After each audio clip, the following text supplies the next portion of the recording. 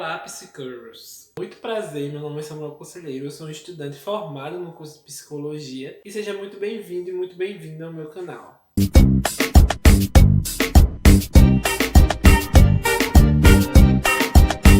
Antes mesmo de já abordar o tema, acho que vocês já viram aí no título, né? Já viram na thumb. Então já vai deixando o like, se inscrevendo no canal, porque é um tema bastante extenso, contemporâneo e que dialoga diretamente com a psicologia. Então é muito importante que vocês já deixem o like para mostrar que vocês estão gostando desse tipo de conteúdo. Como é que veio a ideia de criar esse vídeo? Por que inventar esse vídeo? Por que gravar esse vídeo?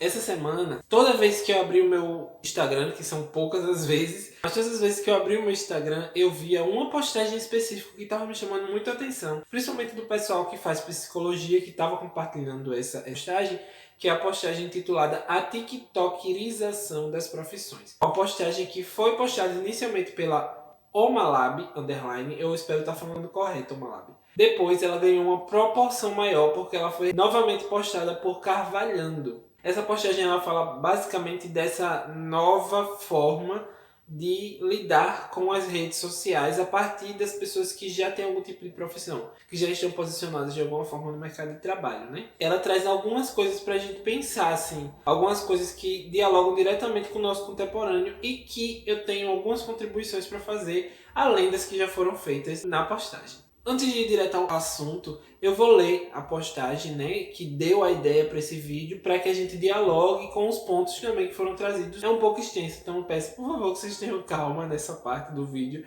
e fica aí porque a discussão vai ser muito legal. A postagem começa assim: como assim? A popularização dos perfis profissionais nas redes sociais tornou-se comum um profissional de qualquer área se vê obrigado a produzir conteúdo para ganhar relevância. Com a chegada do TikTok, o consumo de conteúdo mudou, levando estes profissionais a criarem conteúdo divertido, entre aspas, sobre suas profissões. Sim, de qualquer área, mesmo quando o assunto não tem nada de divertido. A cirurgia influência da imagem, por exemplo, teve sua conta suspensa depois de exibir pedaços de pele e gordura humana. Tem uma imagem de uma pessoa, né, com pedaços de pele e gordura humana e o título é Troféu de Hoje. Qual é o problema? São diversos, mas entre eles, o primeiro é a concorrência desleal, já que sairia ganhando quem sabe se vender melhor e tem mais facilidade em se expor nas redes sociais do que quem faz melhor o trabalho em si, aquele para o qual estudou. Em algumas profissões, o perfil pessoal já é visto como um portfólio, fazendo com que pessoas percam oportunidades por não terem perfis de influência, e isso deveria ser uma escolha, não uma obrigação. É importante esse ponto aqui, eu vou dar uma pausa aqui nesse ponto. Eu ouvi alguns relatos durante essa semana porque esse é um assunto que está viralizando com constância. Essa postagem ela foi o ponto do Instagram, mas tiveram tweets também falando sobre isso. E eu vi outras postagens, inclusive de pessoas da psicologia, falando um pouco sobre a tiktokização das profissões. Nessa parte aqui, eu vi alguns relatos em algumas redes sociais de pessoas que falaram que, por exemplo, indicaram um cirurgião para alguém, ou indicaram um médico para alguém e as pessoas foram procurar o Instagram desse médico para saber se esse médico tinha um número legal de seguidores, como se isso fosse um indicador de que o trabalho que ele faz é um trabalho bom. A indicação que a pessoa fez não valeu, não foi suficiente. E eu comecei a ver isso também em outras áreas, principalmente na área audiovisual. Tem muita gente falando que atores e atrizes estão sendo contratados e contratadas pelo número de seguidores que tem no Instagram. Não por atuarem bem ou mal para aquele papel. É para engajar de alguma forma naquela produção audiovisual. Vamos continuar aqui vendo o ponto da questão. Qual é o problema? 2. A geração de mais uma demanda de trabalho.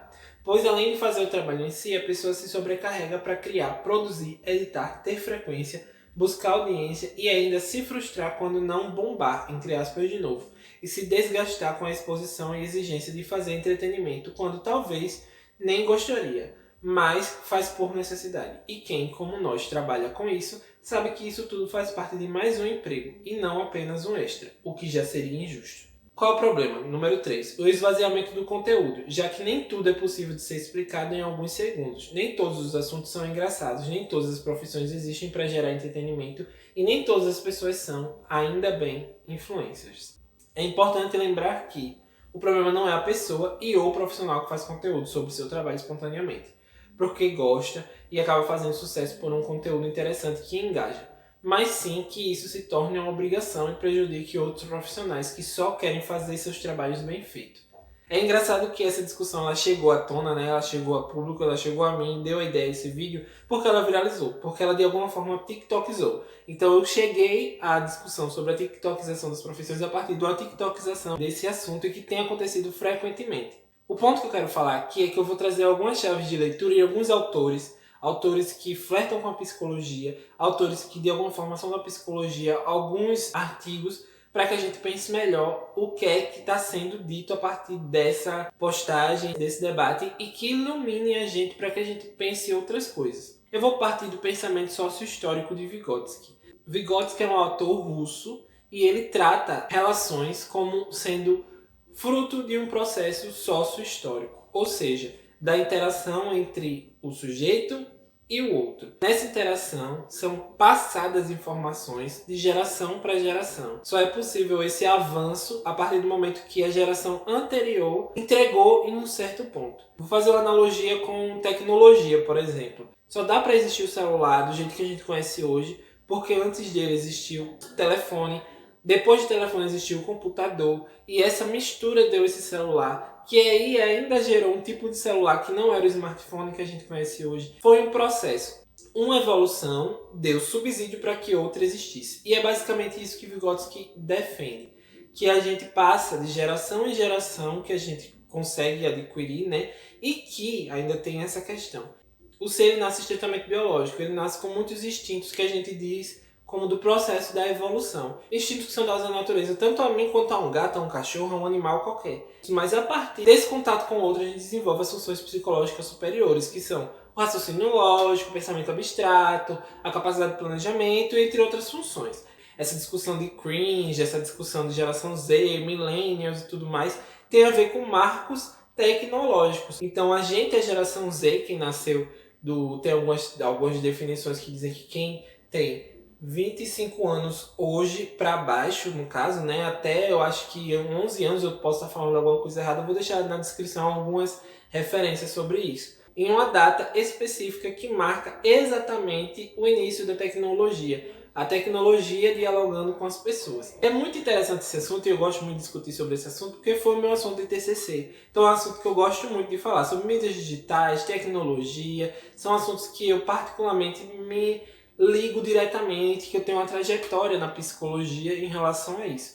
Mas pegando da base de Vygotsky, como eu falei, nós somos frutos do momento agora. Essa geração, que nós chamamos de geração Z, nasceu em uma época que as profissões que nós vamos trabalhar ainda nem foram criadas. Nesse período de pandemia a gente viu isso acentuado, onde outras profissões que as pessoas nem lidavam com profissões. Quem pensava em uma outra época que as pessoas iriam ganhar dinheiro vendendo pack de pé? Para vocês que não sabem, pack de pé, você faz várias fotos do seu pé e você vende esse pack, ou pack, né? Vou falar pack porque é como eu leio, mas o pack de pé. Essa nova geração, ela veio com esse atributo que é do século, que é como Vygotsky diria, é um produto sócio-histórico. Eu lembro sempre do ônibus, a experiência com o ônibus era muito diferente. Você pegar um ônibus, você dependia totalmente do horário do ônibus. Tem gente, por exemplo, aqui em Maceió, as pessoas tinham o hábito de irem ao ponto de ônibus, ao terminal de ônibus, se informar qual é o horário que cada ônibus passa para se organizar. Hoje em dia você consegue abrir o Citamob, né, que é o aplicativo de ônibus de transporte público, e lá ele vai estar dizendo, ó, o ônibus vai passar daqui a 3 horas, ou tem a escala de vários ônibus, tá verde, tá laranja, quando tá laranja você já descobre que de alguma forma tem alguma coisa no meio do percurso, e aí você acaba descobrindo que, por exemplo, pode ter acontecido um acidente, você abre o seu Instagram e você descobre que aconteceu um acidente. Então as informações elas estão muito rápidas. A rapidez que essa geração nasceu, porque foi fruto da tecnologia, é fruto da tecnologia agilizar o nosso processo. E o que é que eu quero discutir aqui com vocês? Sendo um produto sócio-histórico, Vygotsky ele sempre fala que a gente se apropria daquilo e repassa para outra geração. A gente repassa para a próxima geração. Durante a postagem, a galera do Homolab faz alguns apontamentos em relação a transformar profissões em entretenimento, por exemplo. Ou transformar profissões que não precisam ser digitalizadas em digitais. Nem todo mundo é produtor digital e que bom que isso acontece. Vou pegar outra autora que eu vou deixar aqui embaixo na descrição, que ela fala justamente sobre essa geração que está nascendo agora. E aí ela chama de prosumers. O que são os prosumers? Os prosumers basicamente são produtores e consumidores. Nós nascemos em uma geração em que nós somos produtores e consumidores de conteúdo ao mesmo tempo. E a autora quis nomear essa junção de prosumers. Ela quis dizer nessa afirmação que todas as pessoas que nasceram na geração Z, ou todas as pessoas que existem nesse tempo histórico que a gente está hoje em dia, são produtores e consumidores de conteúdo ao mesmo tempo? Não. A gente conhece muita gente que nem tem Instagram, nem tem WhatsApp, nem faz questão de entrar nessas mídias digitais, nessas redes. Porém, a produtora vem alertar sobre um produto sócio-histórico, algo que não poderia ser pensado em outro momento porque não tinha os artifícios suficientes para que aquilo fosse possível naquele momento. Quando o pessoal da Homolab fazem essa afirmação de que nem todo mundo é produtor de conteúdo e produtora de conteúdo, é um ponto interessante a se pensar, porque por mais que nesse tempo histórico nós nos organizemos dessa forma, nós temos que lidar com a diferença, a subjetividade, as diferentes formas de ser no tempo histórico atual. Então a gente não pode cobrar das pessoas que as pessoas sejam a todo tempo produtoras e consumidoras de conteúdo. Mas a gente tem que levar em consideração que nós estamos vivendo em um tempo histórico em que ser prosumer, pegando da autora, significa estar inscrito nesse tempo histórico. Então nós temos que nos atentar a essas novas demandas. Não sei se vocês sabem, mas existia uma profissão chamada telefonistas, que eram mulheres que ficavam no telefone, você ligava para um número específico e pedia o número de alguém ou de algum lugar, e essas mulheres lhe passavam esse número ou deixavam você na linha e tudo mais, até que existiu a tecnologização desse serviço e essas profissionais foram destituídas dos seus cargos e hoje em dia são as máquinas que ocupam esses espaços. A gente precisa se atentar também a essas evoluções históricas e o que é que esse tempo histórico está nos demandando. Esse teor de entretenimento é um instrumento político utilizado por alguns setores da sociedade para dominar outros setores. Quando você produz algo destituído de teor político, sem se preocupar com a sua ética, qual a mensagem que você está fazendo e o que é que você está dizendo sobre a sua profissão a partir daquilo ali, você está servindo a um discurso de poder. Eu vou deixar alguns vídeos aqui linkados de discussões sobre isso, sobre a alienação coletiva a partir do entretenimento. O entretenimento em si ele é um instrumento alienador.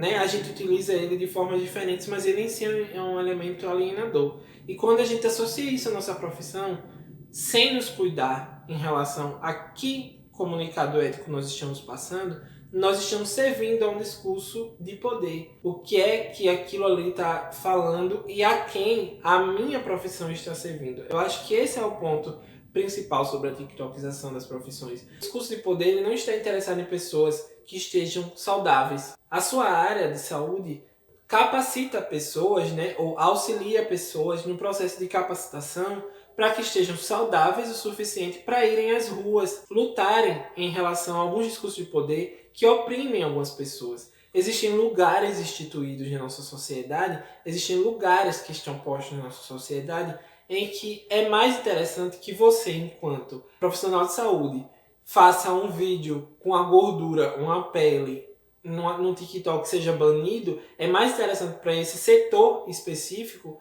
que você faça isso, porque você vai estar de alguma forma manchando a imagem da profissão, dizendo, tá vendo aí, olha o que eles fazem nas horas vagas, eles não trabalham, e aí legitimam um discurso de que as pessoas da enfermagem, por exemplo, precisam receber menos, porque as pessoas não fazem nada, tem que ter condições de trabalho chulas, não suficientes. É um discurso que serve para um poder que tem a finalidade de servir uma saúde pública, uma saúde de péssima qualidade, ou uma saúde privada de péssima qualidade, para que as pessoas não estejam capacitadas a lutarem, a reivindicarem, a destituir esses lugares de poder. A tiktokização das profissões ela diz respeito não só a um gostar ou não gostar disso, produzir ou não produzir conteúdo, mas diz respeito a servir de instrumento a um discurso de poder. O que é que eu quero dizer com esse vídeo? O que é que eu tentei falar durante esse tempo todo nesse vídeo? Mais de sei lá quantos minutos. O que eu estou tentando falar é que tiktokizar as profissões não é algo negativo. É uma demanda sócio-histórica. Vygotsky já falaria sobre isso. Outros autores defendem a relação que existe entre ser consumidor e produtor de conteúdo. Entende? O que eu estou querendo falar é que é importante entender qual é a finalidade a partir daquilo que está sendo feito. Porque há uma demanda, óbvio que há uma demanda coletiva de alienação, porque nós estamos vivendo em um momento histórico do país que só se alienando para conseguir existir de alguma forma, só se alienando para conseguir dialogar e conviver de alguma forma, porque a realidade em si está sendo muito dura. Mas, ao mesmo tempo, é importante a gente saber que nossas profissões, independente das que sejam, têm um teor político, têm uma ideia política, tem uma finalidade política, tem uma ética que nós defendemos quando nós nos formamos, que é importante ser levado em consideração nesse momento de produzir conteúdo. Não significa dizer que nós devemos nos afastar das mídias digitais, não produzir conteúdo, estarmos totalmente alheios a esse momento histórico, não, porque essa é a demanda e a gente precisa se atualizar, porque é isso que o momento socio-histórico está dizendo para nós e que também serve como instrumento, caso a gente não se atualize, de descarte.